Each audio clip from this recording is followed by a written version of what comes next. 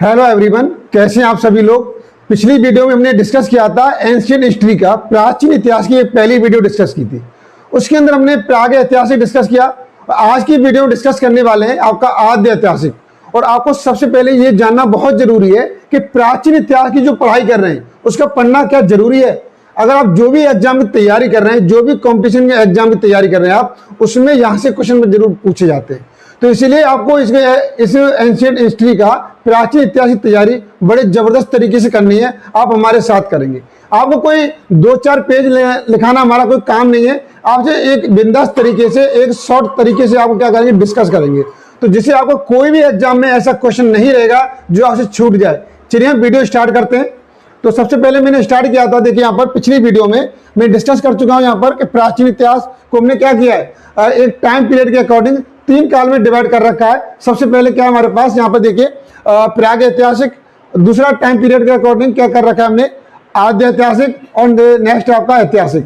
तो इसको डिवाइड किस तरीके से किया हुआ है कि देखिए जो प्राग ऐतिहासिक है वो किस पे डिपेंड करता है, आपको मैंने पिछली वीडियो में डिस्कस किया है, नहीं किया देखा आपने, आपको देख लीजिए एक बार। तो प्राग ऐतिहासिक जो पूरी जानकारी डिपेंड करती है इसके पुरातात्विक बेस पर है। जो खुदाई में जो सामान निकला है उसी पूरी जानकारी जुटाई है और हमें एक प्राग इतिहास के रूप में क्या करते हैं, उसे पढ़ाई करते हैं। ये आप पढ़ाई करते हैं यहाँ पर। और आद्य ऐतिहासिक के अंदर क्या है, देखिए प्राग ऐतिहासिक में मानव क्या नहीं था, पढ़ा लिखा नहीं था, उसे कोई पढ़े लिखे साक्ष्य नहीं मिले। जो खुदाई की वस्तुएं निकली उसी के आधार पर आपको प्राग ऐतिहासिक की जानकारी मिलती है। लेकिन जब आप यहाँ पर पढ़ते हैं, आप आद्य ऐतिहासिक पढ़ते हैं, तो आद्य ऐतिहासिक के अंदर आपको देखने को मिलेगा यहाँ पर कि यहाँ पर आप क्या है, यहाँ पर मनुष्य क्या पढ़ा लिखा है, लेकिन उसने इस तरीके से लिखा हुआ है, इतने खचरेपन से लिखा है कि आज तक उसे कोई पढ़ नहीं पाया। ठीक है, तो ये हमारे पास क्या आद्य ऐतिहासिक है। और ये नेक्स्ट जो हमने एक सबूतों के आधार पर, तो जो आप ऐतिहासिक काल के जो हम डिस्कस करेंगे उसमें क्या है, उसमें आपके कुछ साहित्य स्रोत हैं और ऐतिहासिक के स्रोत हैं। इस तरीके से आपके हमें जानकारी मिलती है, प्राचीन इतिहास की जानकारी मिलती है। तो एग्जाम में इसी तरीके से क्वेश्चन पूछे जाते हैं। तो चलिए मैं डिस्कस करने वाला हूं। देखिए देखिए मैंने प्राग ऐतिहासिक काल को 4 पार्ट्स में डिवाइड कर रखा था, जिसे हम क्या बोलते हैं, स्टोन एज ही बोलते हैं, पाषाण काल भी कहते हैं, जिसे पुरा पाषाण काल, मध्य पाषाण काल, नव पाषाण काल और ताम्र पाषाण काल। इस तरीके से मैंने पिछली वीडियो में डिस्कस कर चुका हूं। इसके जितने भी इंपॉर्टेंट क्वेश्चन हैं, जो भी शॉर्ट ट्रिक है, वो मैंने पिछले वीडियो में डिस्कस किया है। अगर अभी तक आपने नहीं देखा तो एक बार ध्यान से देख लीजिए और आप समझ लीजिए इसे। यहां से क्वेश्चन पूछे जाते हैं। आज की वीडियो में आपको बता दूं तो आद्य ऐतिहासिक काफी इंपॉर्टेंट रहेगी आपके लिए। और इसे आद्य ऐतिहासिक को हम क्या बोलते हैं, एक सिंधु सभ्यता भी बोला जाता है, इसे क्या बोलते हैं, हड़प्पा सभ्यता भी कहते हैं। और आपको ये जानकर हर्ष होगा और ये आपके दिमाग में क्वेश्चन चल रहा होगा कि सर सिंधु सभ्यता क्यों कहते हैं और हड़प्पा सभ्यता क्यों कहते हैं। तो देखिए मैं आपको बता दूं कि जो आद्य ऐतिहासिक के जितने भी जो खुदाई में वस्तुएं मिली हैं, और यहाँ ये बोल सकते हैं कि आद्य ऐतिहासिक का जो मानव था उसने कहाँ पर बसा, वो हमें सिंधु नदी के तट पर ही मिला है। वहां पर उसकी बसावट कहाँ पे की, उसने सिंधु नदी के तट पे किया है। इस बेस के आधार पर हम क्या बोलते हैं, इसे सिंधु सभ्यता बोलते हैं। और जो हड़प्पा सभ्यता, जहां हड़प्पा सभ्यता क्यों बोलते हैं कि जो हमने खुदाई की है, खुदाई करना स्टार्ट किया है तो हड़प्पा स्थान से किया है। हड़प्पा कहां पर है, पाकिस्तान के अंदर है। आपने एक मूवी देखी होगी, ये दिल बोल हड़प्पा, तो ये हड़प्पा स्थान कहां पर है, पाकिस्तान के अंदर आता है। तो जो खुदाई में सबसे पहले जो खुदाई स्टार्ट हुई थी वो हड़प्पा शहर से हुई थी। इसी वजह से हम क्या बोलते हैं, इसे हड़प्पा सभ्यता भी कहते हैं। तो ये फैक्ट भी आपको एग्जाम में पूछ लेता है, ये ध्यान से देख लीजिए। चलिए मैं आगे देखता हूं। यहाँ पर आगे देखिए सिंधु सभ्यता के कुछ ऐसे इंपॉर्टेंट रिजल्ट हैं, ये आपको आने चाहिए। फर्स्ट रिजल्ट क्या है कि देखिए मैंने अभी आपके साथ डिस्कस किया है कि यहाँ पर ये क्या है, ये सभ्यता सिंधु नदी के तट पर मिली थी, इसलिए इसे क्या बोलते हैं, सिंधु सभ्यता कहते हैं। ये एग्जाम में जरूर पूछे जाते हैं, बड़े इंपॉर्टेंट फैक्ट हैं ये देखिए। और नेक्स्ट क्या है, यहाँ पर इसकी पहली खुदाई कहां से हुई थी, हड़प्पा से खुदाई हुई थी, इसलिए इसे क्या कहते हैं, हड़प्पा सभ्यता कहते हैं। ठीक है, इसे क्या कहते हैं, हड़प्पा सभ्यता कहते हैं। और आपको देखिए कुछ फैक्ट ऐसे हैं जो बिल्कुल डायरेक्ट पूछता है आपसे कि भाई इसकी हड़प्पा सभ्यता के, आपके दिमाग में ये आ रहा होगा सर कैसे मालूम चला, जो खुदाई की थी वहां पर आपका जो वस्तुएं मिली तो जानकारी कैसी दी, किसने दी जानकारी, इस तरीके तमाम क्वेश्चन हमारे दिमाग में पैदा हो जाते हैं। तो मैं आपको बता दूं जानकारी देने वाले कौन था, चार्ल्स मैसन था। चार्ल्स मैसन था, इसने क्या दिए, 1826 ईस्वी में इसे जानकारी दी। और देखिए सबसे बड़ी समस्या देखिए 1826 ईस्वी में चार्ल्स मैसन ने जानकारी दे दी, लेकिन अब इसके आपके 27 साल बाद 1853 ईस्वी में और जेम्स कनिंघम ने इसका सर्वेक्षण किया जाकर के कि भाई साहब चार्ल्स मेसन जो कह रहे हैं क्या वो सही कह रहे हैं, क्या जानकारी अवेलेबल है, वहां पर कुछ खोदने पर मिलेगा नहीं मिलेगा। तो जेम्स कनिंघम भाई साहब घूमने गए, उन्होंने जाकर सर्वेक्षण किया, उनको मालूम चल गया कि चार्ल्स मेसन जो जानकारी दे रहा है बिल्कुल फैक्ट दे रहा है, बिल्कुल उसमें कोई दोहरा नहीं है। अगर वहां पर खुदाई करते हैं तो कुछ न कुछ ऐसे रहस्य जरूर मिलेंगे जिससे हमें प्राचीन इतिहास क्या कर रहे हैं आज हम पढ़ाकों में पढ़ने को मिल रहा है। तो देखिए फिर भी उसकी 1826 में जानकारी मिली, 1853 ईस्वी में जेम्स कनिंघम ने सर्वेक्षण कर लिया, फिर भी इसकी खुदाई नहीं हुई। देखिए यहाँ पर तो मैं आपको बता दूं इसकी खुदाई कब से स्टार्ट हुई, 1921 में इसकी खुदाई हुई। और खुदाई करने का जो क्रेडिट जाता है वो कौन किसे जाता है, दयाराम साहनी को जाता है। अब जानकर आपको यह हर्ष होगा सर 1826 ईस्वी में जानकारी मिलने के बाद 100 साल लगे, मतलब 1921 में जाकर खुदाई हुई।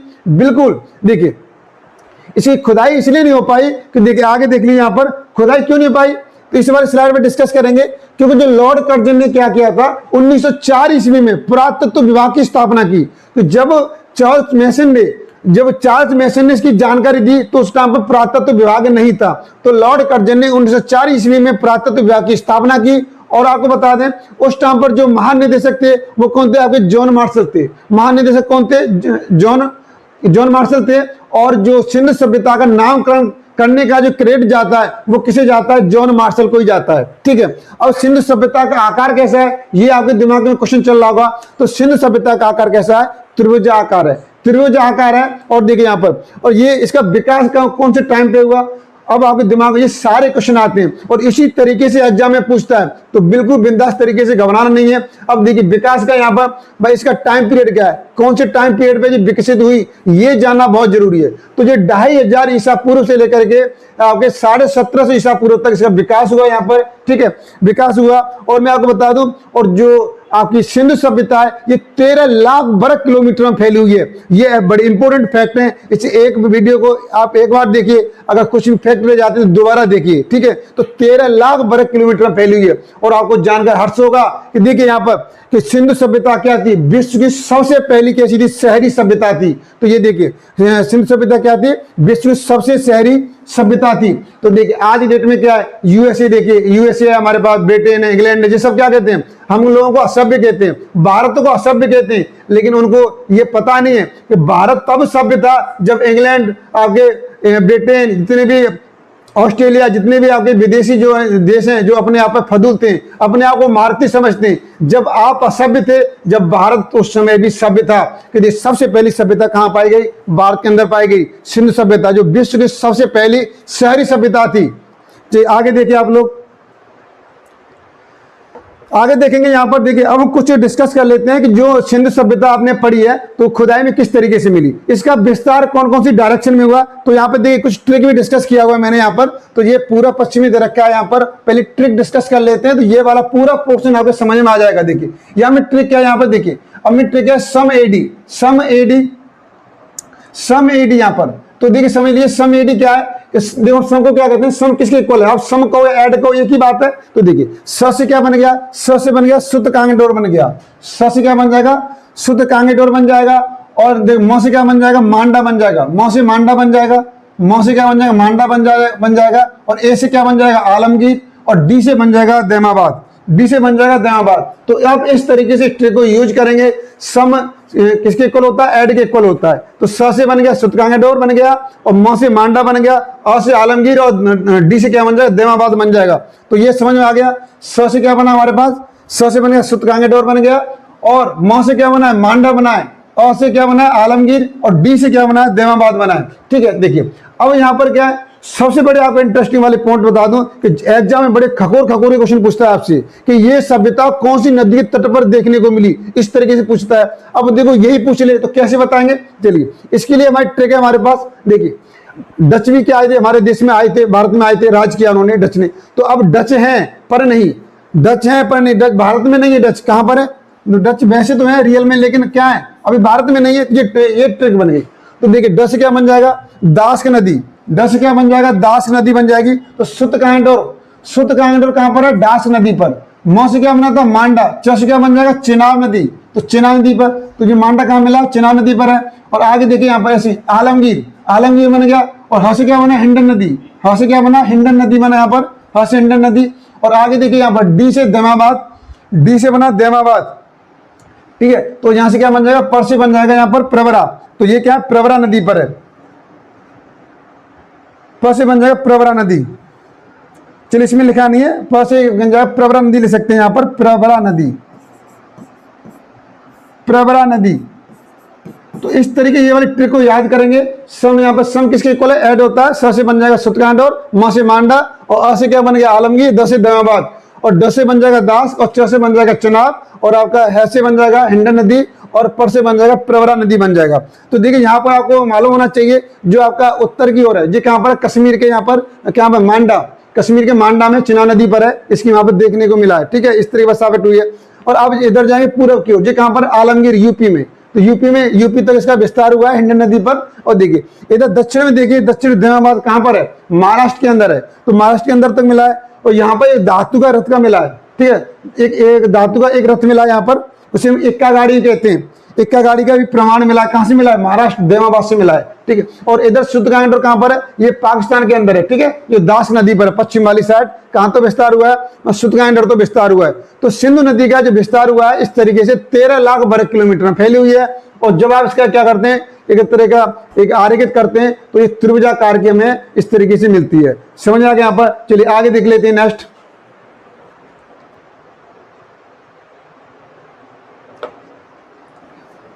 चलिए अब मैं आपको बता दूं यहाँ पर, अब जो डिस्कस करने वाला हूँ, बिंदास ट्रिक डिस्कस करने वाला हूँ। स्टूडेंट इतना परेशान रहता है, बिल्कुल याद नहीं होता, कभी भूल जाता है। तो देखिए एक ट्रिक डिस्कस करूंगा आपके साथ में, ट्रिक जान लीजिए। ट्रिक है हमारे पास, देखिए ट्रिक का नाम है, थोड़ा सा याद कर लीजिए, हे मोहन चंद्रों का सुरंग बना लो धौलाकू। इस ट्रिक को एक बार नहीं, आप 2 से 3 बार रिवाइज कीजिए, लिखिए, हे मोहन चंद्रों का, हे मोहन चंद्रों का सुरंग बना लो धौलाकू, हे मोहन चंद्रों का सुरंग बना लो धौलाकू। ये इस वाली ट्रिक को आप याद करेंगे। वैसे तो एक लय बनी हुई है, आप 1-2 बार थोड़ा सा माइंड में सेट कर लीजिए, इस ट्रिक को भूलने वाले नहीं है। अगर ये ट्रिक को थोड़ा सा दिमाग में सेट कर लेते हैं तो काफी इंफॉर्मेशन आपकी सेट हो जाएंगी दिमाग में, आपको पढ़ना नहीं पड़ेगा। जब आप इसे पढ़ेंगे तो पता नहीं आप कौन कौन सी बुक से पढ़ना पड़ेगा, डेटा इतना हो जाएगा हमारे पास, याद करते करते आप परेशान हो जाएंगे, कभी कुछ भूलेंगे तो कभी कुछ भूलेंगे। इस ट्रिक को आप मत भूलिए। सिर्फ ट्रिक है हमारे पास, हे मोहन चंद्रों का सुरंग बना लो धौलाकू। सिर्फ ये ट्रिक याद रखेंगे। देखिए इस ट्रिक से क्या हो रहा है, देखिए हा से क्या से बन जाएगा, हड़प्पा सभ्यता, हा से क्या बन जाएगा, हड़प्पा सभ्यता बन जाएगा। मोहन से मोहनजोदड़ो बन जाएगा, मोहन से मोहनजोदड़ो, और चंद, तो यहाँ पे लिखा है चंद, यहाँ से क्या बन जाएगा, चंद बन जाएगा। और रो से क्या बन जाएगा, रोपड़ बनेगा। देखिए रो से क्या बनेगा, रोपड़ बनेगा। और क से कालीबंगा बनेगा, क से कालीबंगा बनेगा यहाँ पर। और जो सुरंग लिखा हुआ है तो सु से बनेगा सुरकोटदा, सु से क्या बनेगा यहाँ पर, सुरकोटदा बनेगा। और जो रंग दिखाई दे रहा है, रंग से बन गया रंगपुर बन गया भाई, रंग से रंगपुर बन गया। और बना से क्या बनेगा, बना से बनेगा बनमाली, बना लिखा है इससे क्या बनेगा, बनमाली बनेगा। और जो लो लिखा है, लो से बन जाएगा लोथल, लो से लोथल बन जाएगा। और दौला जो शब्द यूज किया ट्रिक में, उससे बनेगा धौलावीरा बनेगा यहाँ पर। और कु से बनेगा कुणाल बनेगा, ठीक है। तो यही स्थान थे जो खुदाई में सिंधु सभ्यता को मिले थे। काफी इंपोर्टेंट शहर है, इन्हीं से क्वेश्चन पूछता है, इससे बाहर नहीं जाता है। आपको इनको याद करने के लिए पता नहीं कितने दिन लग जाएंगे, लेकिन आप इस ट्रिक को एक बार दिमाग में इंस्टॉल कर लीजिए, आपको मजा आ जाएगा। सारी इन्फॉर्मेशन यहाँ पे डिस्कस करने वाला हूँ। अब दोबारा से फिर एक बार रिवाइज कर देता हूँ। आप इसे, हे मोहन चंद्रों का सुरंग बना लो धौलाकू, हे मोहन चंद्रों का सुरंग बना लो धौलाकू। इस वाली ट्रिक को आप याद कीजिए, ठीक है। तो ये समझ में आ गया होगा। यहाँ पर यहाँ से क्या बनेगा, हड़प्पा सभ्यता बन गया, मोहन से मोहनजोदड़ो, चंद्रो से चंद उदड़ो बन गया, क से कालीबंगा बन गया, रो से रोपड़ बन गया, सु से सुरकोटदा, रंग से रंगपुर, और बना से बनवाली, लो से लोथल, दौला से धौलावीरा, और कु से कुणाल। तो इस तरीके से ट्रिक हम एक्सप्लेन करेंगे, तो ये आपके दिमाग में सेट हो गया होगा। लेकिन इससे काम नहीं चलेगा, हमें तो जानकारी और भी चाहिए। तो कैसे निकालेंगे, देखिए यहाँ पर, अब यहाँ पे दे रखी है, देखिए हमें। अब हड़प्पा सभ्यता डिस्कस कर लेते हैं। अब यहाँ से क्वेश्चन पूछता है भाई, हड़प्पा सभ्यता की मैं आपको बता दूं, हड़प्पा सभ्यता की जो खुदाई है वो 1921 ईस्वी में हुई थी। और इसकी खुदाई करने का जो श्रेय जो जाता है वो आपके दयाराम साहनी को जाता है। ये आपके रावी नदी के बाएं तट पर थी। कहां पर थी, माउंट गोमरी, पाकिस्तान जिले में थी, ठीक है। इसी खुदाई के क्या क्या वस्तु मिले सब कुछ डिस्कस कर लेते हैं। देखिए यहाँ पर क्या है, 1921 ईस्वी में इसकी खुदाई हुई, और जो रावी नदी के बाएं तट पर है। और माउंट गोमरी जिला कहां पर, पाकिस्तान के अंदर है, पाकिस्तान के अंदर है। और ये खुदाई किसने की थी? खुदाई करने का जो श्रेय जाता है वो दयाराम साहनी को जाता है। और खुदाई मिलने वाली वस्तुएं देखिए, ये थोड़े दिमाग में बैठाएंगे, आराम से याद हो जाएंगे, कोई बड़ी बात नहीं है। क्या नहीं है यहाँ पर देखिए, और कुम्हार का चाक, भाई कुम्हार का चाक है तो कुम्हार और यहाँ पर काम कर रहा है तो कुम्हार का चाक है, तो कुम्हार उसे रहने के लिए क्या चाहिए? आवास चाहिए। बेचारा कुम्हार किस में आता है? श्रमिक में आता है। तो यहाँ पर आपको कुम्हार का चाक भी देखने को मिला है खुदाई में, एक श्रमिक आवास में मिला है, श्रमिक आवास मिला है। अब देखिए, कुम्हार चाक बनाता है, अरे कुछ मन का बना रहा है, कुछ बना रहा होगा, बनाता है तो वो क्या करेगा? आदान प्रदान करेगा। तो उस टाइम पे कुछ रुपये या धातु चलता तो था नहीं, तो अब उसकी अदला बदली क्या करेगा? किससे करेगा? अन्न से करेगा। और जब अनाज लेगा लोगों से तो उसे रखने के लिए क्या चाहिए? अन्नागार चाहिए। तो इस तरीके से आप बोल सकते हैं भाई अन्नागार मिला यहाँ पर, ठीक है, अन्नागार मिला है। अब यहाँ पर देखिए, अब वो मिट्टी के कुछ बर्तन बना रहा है तो उसे कूटने के लिए क्या चाहिए? एक लकड़ी का ओखली, ठीक है, लकड़ी का ओखल को या लड़की ये ओखली को इस तरीके से कह सकते हैं।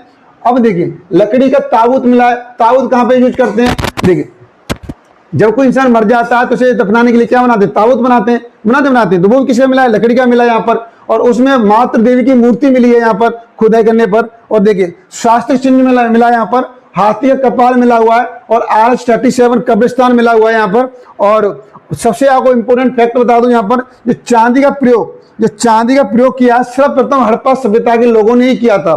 तो ये बड़ा इंपोर्टेंट फैक्ट है, एग्जाम में इस तरीके के क्वेश्चन पूछता है। तो चांदी का प्रयोग सर्वप्रथम सबसे पहले किसने किया था? हड़प्पा के लोगों ने किया था। तो ये आपको इस तरीके की जानकारी लेंगे, इस तरीके से आप करते रहेंगे। चलिए आगे नेक्स्ट देख लेते हैं, यहाँ पर मोहनजोदड़ो देख लेते हैं।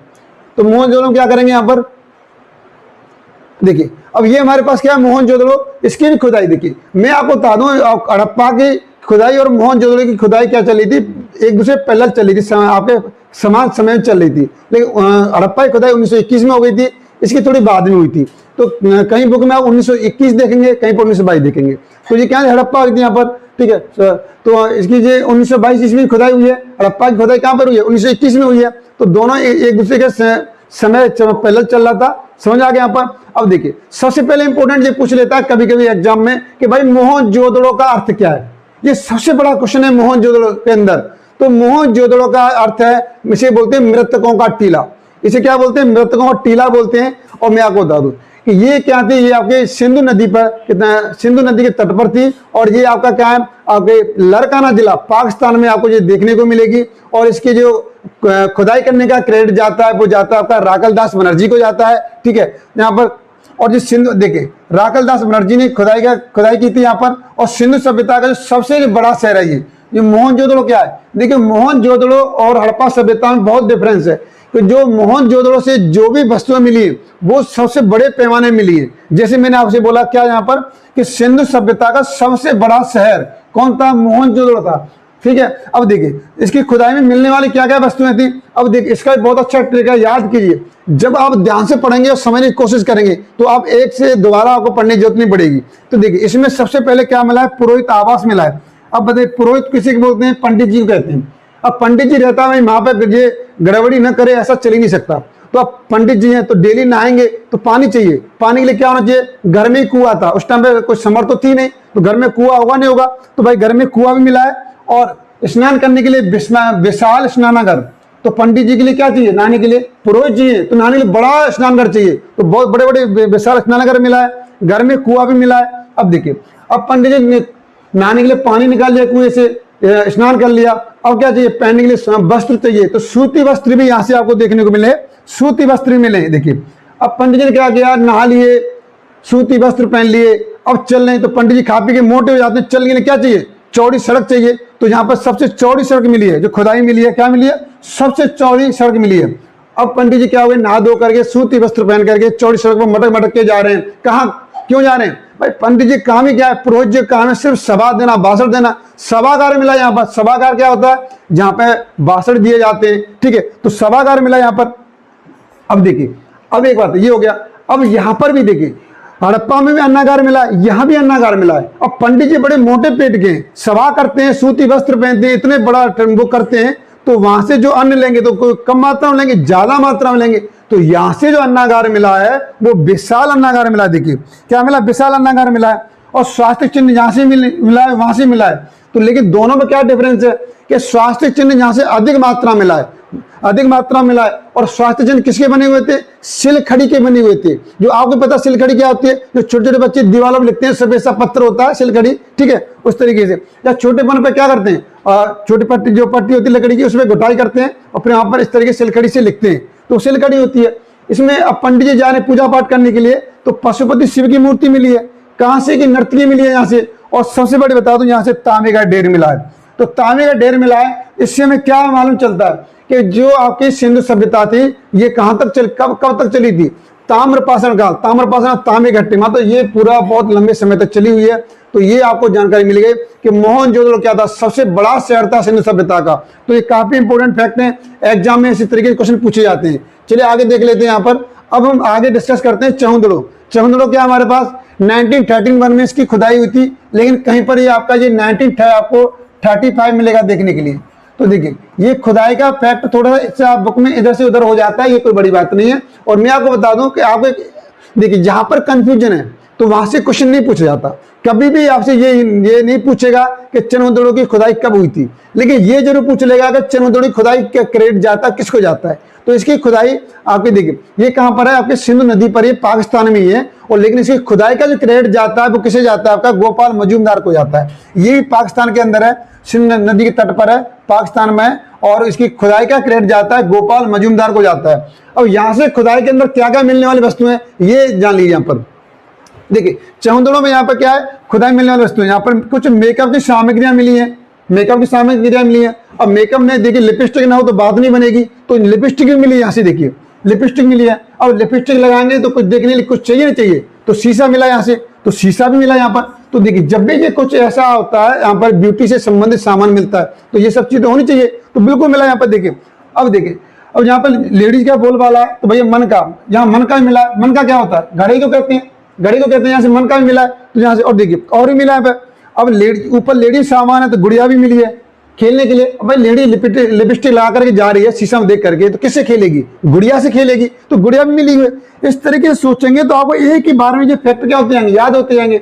अब देखिए अब इस टाइम से आपको दिखाई दे रहा है कि भाई इस टाइम पर क्या था? महिलाओं का बोलबाला था।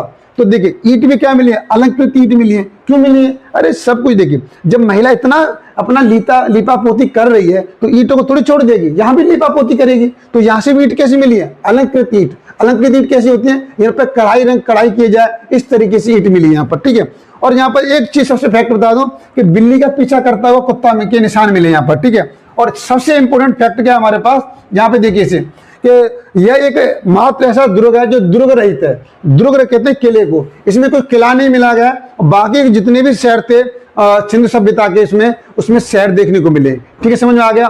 केवल एक ही चहुंदड़ो है उसमें दुर्ग रहित था। और जहां पर इंपोर्टेंट फैक्ट क्या है? ये एक औद्योगिक शहर था। यहाँ पर औद्योगिक शहर मतलब इंडस्ट्रियल एरिया बोल सकते हैं। इस नंबर यहाँ पर आपको देखने को मिला जाता है।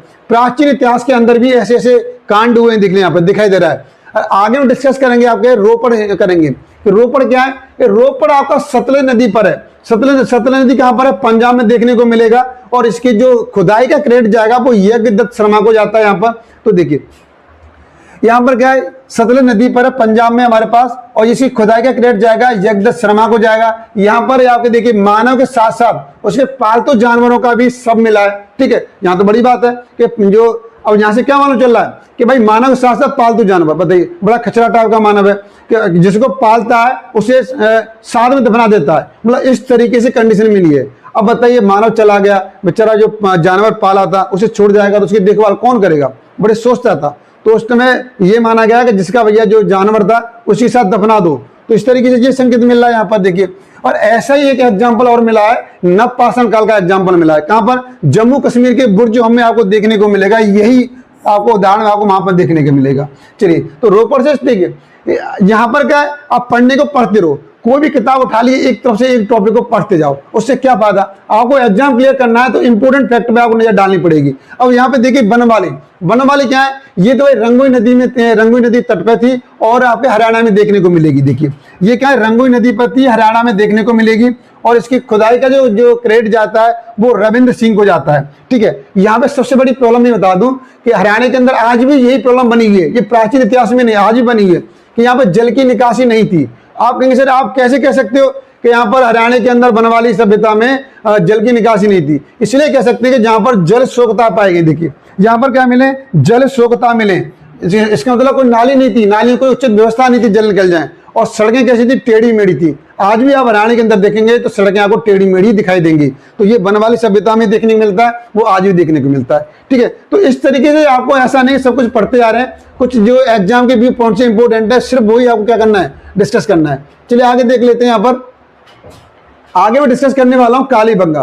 देखिए कालीबंगा का यहां से कब सबसे पहला जो क्वेश्चन पूछता है वो ये पूछता है कालीबंगा का अर्थ क्या है। तो कालीबंगा का अर्थ क्या है, काले रंग की चूड़ियों से है। कालीबंगा का मतलब क्या, काली रंग की नहीं, काली मिट्टी की चूड़ियों से बात करता है। ठीक है, काली मिट्टी की चूड़ियों कहां पर, तो देखिए यहां पर दे रखा है। तो देखिए ये कहां पर थी, कालीबंगा आपको देखने को मिलेगी सरस्वती, जिसे घग्गर नदी भी कहते हैं। ये आपको ये हनुमानगढ़ जिले में और राजस्थान में मिलेगी आपको। ठीक है, और यहाँ पर देखिए, और सबसे बड़ी आपको बता दूं इंपोर्टेंट पॉइंट यहाँ पर फैक्ट क्या है कि इसकी खुदाई का क्रेडिट किसको गया है, कि खुदाई के भैया खुदाई का श्रेय किसको जाता है, इसका खुदाई का श्रेय जाता है। देखिए इसके खोज करने वाला कौन था, अलमानंदा घोष था, और खुदाई करने का जो जाता है यहाँ पर बीके थापड़ बीबी लाल। अब सबसे बड़ा इतना बड़ा नाम कौन याद करेगा, तो कोई बात नहीं। आप देखिए हमको तो फैक्ट याद करने हैं, तो आप इस तरीके से याद कीजिए कि पी के थापड़, मतलब पी के एक थापड़ मारा और बीबी क्या हो गई, लाल हो गई। इस तरह से रखिए, पी के थापड़, पी के क्या मारा, थापड़ मारा और बीबी लाल। तो इस तरीके से याद रखेंगे, पी के थापड़ बीबी लाल, तो आपको याद आ जाएगा एग्जाम में। ठीक है, जब भी आप देंगे उसमें 4 ऑप्शन होंगे, बी के थापड़ बीबी लाल। तो खुदाई का जो श्रेय जाएगा कालीबंगा का वो किसे जाएगा, बी के थापड़ बीबी लाल, और जो खोज का जाएगा अलमानंद घोष को जाएगा। ठीक है, यहां से भी कुछ मिला है। यहाँ पर देखिए, यहाँ पर क्या मिला है, जुता हुआ खेत मिला है, हल मिला है, हवन सामग्री मिली है, चूड़ी मिली है, सब कुछ यहाँ से देखने को मिले। अलंकृत ईंट यहाँ से मिली है, यहाँ पर चूड़ी मिली है, जुता हुआ खेत मिला है, हल मिला है यहाँ से, और यहाँ पर हवन कुंड भी यहाँ से मिले हैं। ठीक है, तो आप ये बोल सकते हैं कि राजस्थान के अंदर कालीबंगा सभ्यता से मालूम चलता है कि पूजा पाठ में बड़े विश्वास था। आज भी यहाँ पर इस तरीके के बिल्कुल सोच वाले पाए जाते हैं। पूजा पाठ का आज भी राजस्थान में बहुत ज्यादा महत्व है। चलिए आगे देख लेते हैं। यहाँ पर अब देखिए आगे डिस्कस करना चाहूंगा धौलावीरा। ये धौलावीरा कहाँ पर है भाई, धौलावीरा ये एक स्थल है। ठीक है, ये नदी किनारे नहीं था, ये गुजरात में पाया जाता है। ये क्या था, देखिए यहाँ पर दे रखा है, ये गुजरात में स्थित है, और इसकी खुदाई का जो क्रेडिट जाएगा वो रविंद्र सिंह बिष्ट को जाएगा। और सबसे इंपोर्टेंट फैक्ट क्या है धौलावीरा से, कि यह सिंधु सभ्यता का सबसे बड़ा स्थल है। तो देखिए यहाँ को याद रखना है, अगर सबसे बड़ा शहर पूछता है, सबसे बड़ा शहर पूछता है सिंधु सभ्यता का, तो आपके दिमाग में सिर्फ एक ही आना चाहिए, मोहनजोदड़ो आना चाहिए। अगर वो पूछता है कि सिंधु सभ्यता का सबसे बड़ा स्थल कौन सा है, तो आपके दिमाग में क्या आना चाहिए, धौलावीरा आना चाहिए, धौलावीरा आना चाहिए। ठीक है, तो ये इसका इंपॉर्टेंट फैक्ट है। अब आगे देख लीजिए सुरकोटदा। तो सुरकोटदा से क्या क्वेश्चन पूछता है, अरे भाई सुरकोटदा देखिए ये भी गुजरात के अंदर है। देखिए मैं आपको बता दूं, 2 सभ्यता आपके हरियाणा के अंदर है। ठीक है, एक दो और आपके हड़प्पा सभ्यता और मोहनजोदड़ो, और ये सब क्या यहाँ पर चंदोदड़ो, ये पाकिस्तान के अंदर है। या तो पाकिस्तान के अंदर मिलेंगी या गुजरात के अंदर मिलेंगी, मतलब उस तरीके जो एरिया है वो आपके गुजरात और पाकिस्तान की तरफ ज्यादा है, विकास देखने को मिला है। और कुछ यहाँ पर है, एक दो आपके हरियाणा से मिल जाएंगे, 1-2 यूपी से मिल जाएंगे। तो इस तरफ इसका विस्तार कम है, इसका विस्तार पश्चिमी तरफ ज्यादा है। तो वो एरिया आपके कुछ गुजरात में आ गया, कुछ पाकिस्तान में चला गया। तो ये पॉइंट आपके पाकिस्तान में और आपके गुजरात में देखने को ज्यादा मिलेंगे। चलिए यहाँ पे देख लीजिए सिरकोटदा में क्या है, ये भी आपके गुजरात के अंदर देखने को मिलेगा। इसका खुदाई का जो क्रेडिट जाता है वो जगपति जोशी को या जेपी जोशी को। तो ये कह सकते हैं इसका क्रेडिट किसे जाएगा, जगपति जोशी को जाएगा। और देखिए अब यहाँ पर क्या है, ये सिरकोटदा क्यों फेमस है कि यहाँ से कलश समाधान मिला है, कलश समाधान मिला है, और घोड़ों की हड्डियां मिली है। और कैसे कलश समाधान क्या होता है, अरे देखिए जब भी इंसान खत्म हो जाता है तो उसे या तो हम क्या करते हैं, एक लकड़ी के ताबूत में बंद करके दफना देते हैं। तो यहाँ पर क्या कलश समाधान, यहाँ पर मतलब मनुष्य के शव को कलश के अंदर रख करके समाधान किया गया है, इस तरीके से देखने को मिला है, इसलिए सिरकोटदा फेमस है। तो आपको ये वाला फैक्ट आपको याद रखना पड़ेगा क्योंकि इंपॉर्टेंट है, ऐसा केस और कहीं भी देखने को नहीं मिला है। ठीक है, समझ आ गया यहाँ पर। चलिए आगे देख लेते हैं। अब देखिए रंगपुर, रंगपुर क्यों फेमस है, देखिए रंगपुर क्या कि ये धान की भूसी के लिए फेमस है। ठीक है, ये भी आपके गुजरात के अंदर है, यहाँ पर धान की भूसी मिली है। ये केवल अकेला देखिए कोई शहर से कोई अलग चीज अनोखी चीज मिल जाए तो वो ज्यादा इंपॉर्टेंट हो जाती है। क्यों जाती है कि वो पूछ सकता है, उसे क्वेश्चन बन जाता है। तो रंगपुर क्यों फेमस है, यहाँ से धान की भूसी मिली है और एक गुजरात के अंदर है। ठीक है, अब देखिए यहाँ पर अब कुणाल, कुणाल क्यों फेमस है भाई, कुणाल का देखिए यहाँ पर आपके कुनाल और बनवाली, ये दोनों आपको हरियाणा के अंदर मिलेंगे। ये क्या है, आपके हिसार जिले में हरियाणा के अंदर है, ठीक है। ये क्या हरियाणा के हिसार जिले में है। और यहाँ से देखिए, यहाँ से चांदी के 2 मुकुट मिले। कुनाल से क्या मिले, चांदी के 2 मुकुट मिले, चांदी के 2 मुकुट, इसलिए फेमस है। अब आपको याद होना चाहिए, अगर वहां पर क्वेश्चन पूछा जाए कि चांदी के मुकुट कहां से मिले, तो ऑप्शन दे देगा, तो आपको कुनाल क्या करना पड़ेगा, सिलेक्ट करना पड़ेगा, ठीक है। तो ये तो आपके जितने इंपॉर्टेंट शहर थे वो डिस्कस कर लिए। इसके अलावा देखिए कुछ इंपॉर्टेंट फैक्ट भी है हमारे पास। देखिए क्या फैक्ट है, आपको दिखाई देगा यहाँ पर, सिंधु सभ्यता का सबसे बड़ा स्थल पूछा जाए, आप क्या बोलेंगे, धौलावीरा कहेंगे। सबसे बड़ा स्थल धौलावीरा है। अब धौलावीरा में क्या है, देखिए धौलावीरा बड़ा बट गया है, कुछ गुजरात में चला गया, कुछ पाकिस्तान के अंदर चला गया है, तो सबसे बड़ा स्थल क्या हो गया, धौलावीरा हो गया। अब दूसरा क्वेश्चन देखिए, एग्जाम में बड़े घुमा के पूछता है, आपको बिल्कुल समझ के आंसर देना है। अगर उसने पूछा कि भारत में सबसे बड़ा स्थल, सिंधु सभ्यता का सबसे बड़ा स्थल धौलावीरा, अगर पूछता भारत में सबसे बड़ा स्थल, तो राखी गढ़ी को जाता है। किसे जाता है, राखी गढ़ी को। ये कहां पर है, ये भी आपके हरियाणा के अंदर देखने को मिलेगा, ठीक है। तो दोनों अंतर है। और सिंधु सभ्यता का सबसे बड़ा स्थल धौलावीरा, भारत में सबसे बड़ा स्थल राखी गढ़ी, जो कि हरियाणा में बनी हुई है यहाँ पर, ठीक है। और देखिए सिंधु सभ्यता का सबसे बड़ा शहर पूछता है, तो आप क्या बोलेंगे, मोहनजोदड़ो बोलेंगे, ठीक, क्या बोलेंगे, मोहनजोदड़ो। तो इस तरीके के फैक्ट आपको आने चाहिए। इस तरीके से आपको जो एग्जाम दे रहे हैं उसके इसी तरह के क्वेश्चन पूछता है। तो चलिए अब आज की वीडियो में सिर्फ इतना ही डिस्कस करेंगे। अगर वीडियो आपको बिल्कुल पसंद आई तो जरूर लाइक कीजिए। जितने भी आपके दोस्त हैं, आपकी जो तैयारी कर रहे हैं, उनके साथ ये वीडियो जरूर शेयर कीजिए। नेक्स्ट वीडियो में आपको बताऊंगा कि सिंधु सभ्यता पूरे विश्व की शहरी सभ्यता थी। इतना सब कुछ होने के बावजूद भी इस सभ्यता बहुत ही बुरी तरीके से, इतने तरीके से नष्ट हो गई, बर्बाद हो गई। ऐसा क्या कारण रहे थे जिससे सिंधु सभ्यता बर्बाद हो गई, हमें कुछ आगे से कोई लाभ नहीं उठा पाए, तो ये आपके नेक्स्ट वीडियो में जरूर डिस्कस करेंगे। और चलिए, अभी तक आपने चैनल को सब्सक्राइब नहीं किया है तो सब्सक्राइब कर लीजिए। चलिए सिर्फ आज की वीडियो में यही डिस्कस करेंगे।